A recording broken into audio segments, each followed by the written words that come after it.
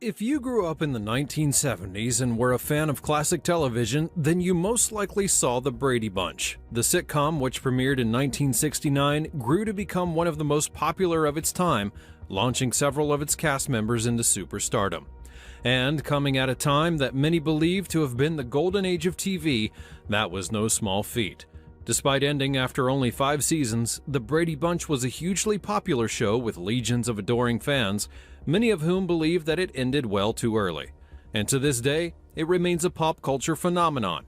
However, like many TV shows, a lot of interesting things happen behind the scenes that have now become revealed much later. In this video, we'll be sharing some interesting facts about this show, including when one of its brightest stars left nothing to the imagination while on set. America's quintessential family. Speaking about the impact of The Brady Bunch would be difficult, especially if it's to someone who's never watched the series or is unfamiliar with it. The show began in 1969, although work had actually started much earlier. According to reports, showrunner Sherwood Schwartz conceived the idea for the sitcom in 1966 after he read an article in the Los Angeles Times that claimed about 30% of marriages in the United States had at least one child from a previous marriage. And so, Schwartz decided to pitch the series to ABC Studios. The executives there loved the idea, and just like that, the series was greenlit. The Brady Bunch explored the nuances of family life in the 1970s. It centered around the Brady family with patriarch Mike Brady and the mother Carol, both of whom were played by Robert Reed and Florence Henderson respectively.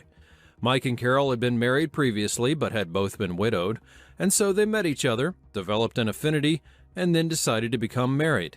Now, with Mike and Carol having 3 children each from previous marriages, Mike having 3 boys and Carol 3 girls, you can imagine the fiasco that they were about to get themselves into. Despite the fact that the show had a large cast, the Brady Bunch did a pretty great job of exploring life in the 70s for a suburban family, and one that was integrated at that. This appeared to have been the secret sauce for an entire program.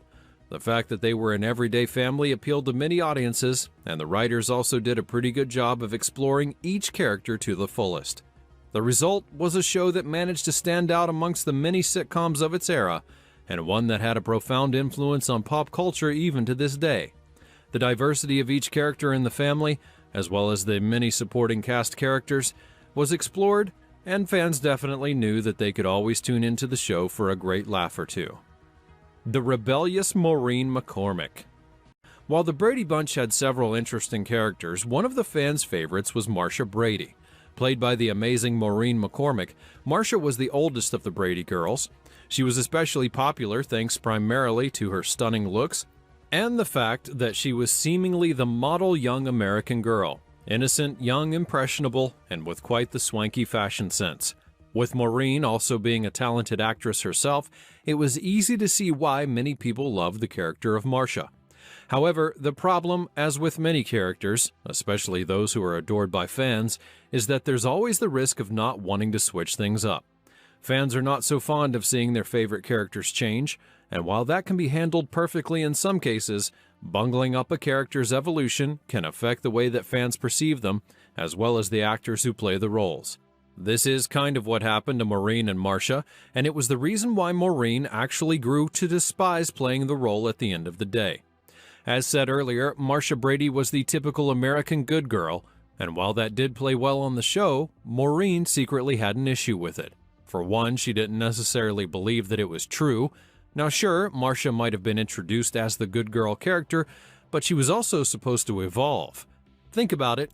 For many people, there were those years when we essentially became rebellious as we began to find ourselves, and for many of us, that period usually fell into the teenage or adolescent years. You're starting to mature and learn new things, and you simply want to explore, even if society doesn't necessarily allow you to. Maureen believed that Marsha should have been allowed to explore this side of herself, instead of just being the same old good girl that she was time and time again. Equally as well, she believed that limiting Marsha to this type of character and behavior was not necessarily helpful or reflective of the times. This was the 1970s, and a lot of young people were actually developing that same rebellious, adventurous streak.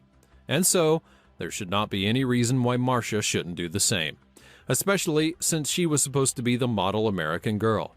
In her memoir, Here's the Story, Surviving Marsha Brady and Finding My True Voice, she spoke at length about her frustrations with what she believed to have been a stale storyline. In part, she would write, "We also wanted more mature scripts. Barry and I still played kids living at home, even though he was 19 and I was 17. It was as if we lived in a time bubble. It was 1972.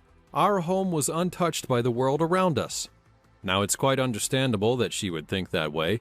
Maureen was born in 1956, which meant that she was only 13 when the Brady Bunch premiered, and as the show grew, so did she, quite literally. She must have begun to see life through a new set of eyes and explore other things, and that must have fed into her notion that Marsha was supposed to be different as well.